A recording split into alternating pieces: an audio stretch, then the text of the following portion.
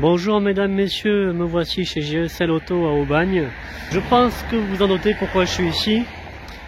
Pour le nouveau siège chauffant et le volant avec la direction assistée de chez Ligier et Microcar.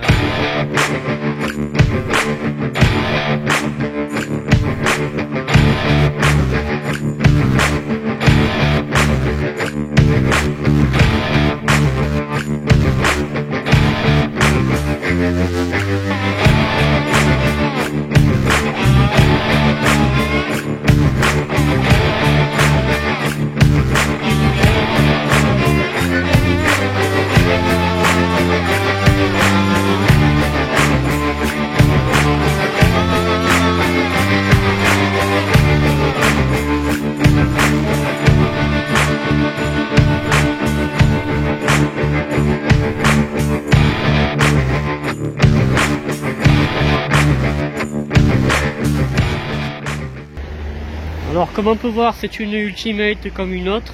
Sur celle-ci, le pack Ultimate, c'est-à-dire avec le siège chauffant, le volant et la tablette. On n'a pas la clim qu'il y a en plus, ça rien n'a changé, ça reste la même voiture. Voilà, comme je vous montre. Rien n'a changé, c'est une Ultimate comme une autre, avec son gris, je dirais c'est un gris nardo. Alors on l'a en gris nardo et en bleu rif et en blanc nacré, en noir intense aussi. Ce côté là, les panneaux de porte n'ont pas changé, c'est toujours la même chose. Alors les sièges, c'est un siège chauffant, c'est le même siège qu'auparavant, le même siège qu'on retrouve comme sur la Ultimate et comme sur la JS50, avec un tout petit bouton qui est juste ici. Avec les haut-parleurs Ultimate, côté chauffeur, on a le siège chauffant. Mais on n'a pas le siège chauffant côté passager, donc je pense qu'à mon avis c'est fait exprès pour un test. On a le CarPlay sur la tablette sur le nouveau Pioneer. Alors ce volant me rappelle un peu ce qu'on retrouve chez Audi avec du chrome. Bon, on n'a pas les commandes au volant, ça serait vraiment pas mal de les avoir pour contrôler la tablette qui est juste ici. La tablette avec CarPlay qui est vraiment pas mal d'ailleurs. J'ai trouvé facile à pianoter là-dessus. On a des petits effets carbone ici comme on peut voir. Voilà, ici, avec le gros logo Ligier qui rappelle un peu l'esprit compétition et l'esprit sport, avec du chrome évidemment, comme on peut voir. Je trouve que vraiment il est classe ce volant, ça va très bien avec la voiture en elle-même, avec le côté Ultimate. Le pack Ultimate, pour pas vous dire de bêtises, il fait dans les alentours de 399 €, inclus la tablette, le volant et le siège. On n'a pas la clim.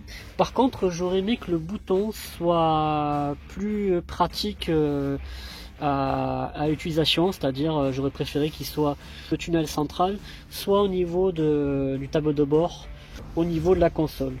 On retrouve le même tableau de bord qu'auparavant. Et tout à l'heure j'ai essayé le volant, franchement il est maniable. Par contre il n'y a pas de repose-pied, ça c'est un peu dommage. Voilà, je suis tellement habitué à avoir un repose-pied sur ma nouvelle caisse. On va voir ce que ça donne sur la route. Et n'empêche, il est mine de rien, je pensais que c'était faible, mais non, c'est assez puissant. Ah, elle est agréable cette voiture à conduire. Elle est pas mal, hein. Là, par contre, les sièges, ça reste comme sur l'ancienne. J'aurais préféré des sièges un peu plus costauds, c'est-à-dire un peu plus gros, un peu plus épais. Ça aurait été sympa. Et le couple, ça part de suite. Et après, je vous mettrai le son à fond de la voiture, ce que ça donne. Plus les tapis de sol c'est en option maintenant.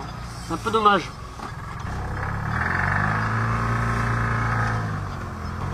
Le micro ici pour communiquer le flip, vu que la voiture est bridée. J'aurais préféré que les rétros soient plus gros, c'est clair. Hein. Après, on a une très bonne position pour poser son bras tranquille, se mettre à l'aise.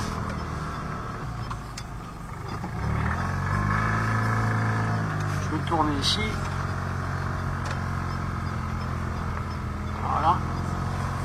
J'aimerais qu'ils changent plus tard le combiné et mettre un combiné un peu plus éclairé, un peu plus de luminosité.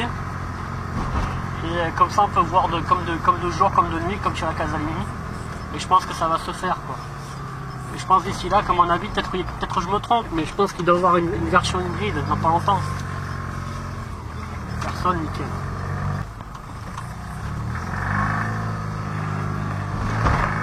Un des trucks.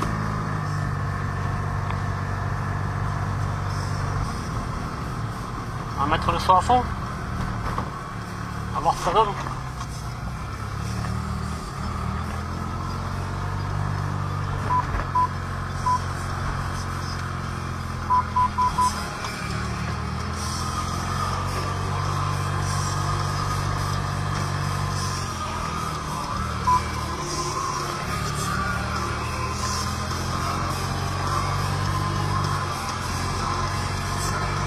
Rammstein.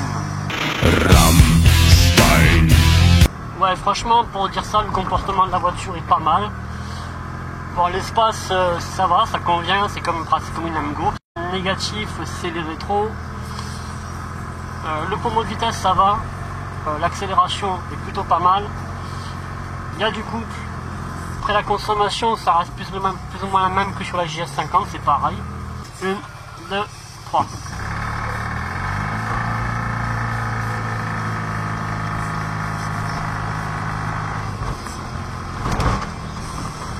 On va voir que ça freine. Ça freine bien. Il y a le warning qui s'est mis en route.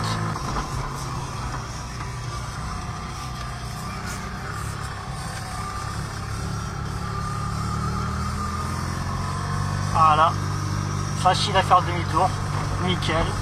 Casalini, le problème qu'il y a, c'est que pour faire un créneau, c'est pas la direction assistée, donc on a l'impression d'avoir un tank. Là, franchement, ça se manie très bien, pas à dire. J'espère que la vidéo vous aura plu et je vous dis à bientôt. Bye bye, ciao.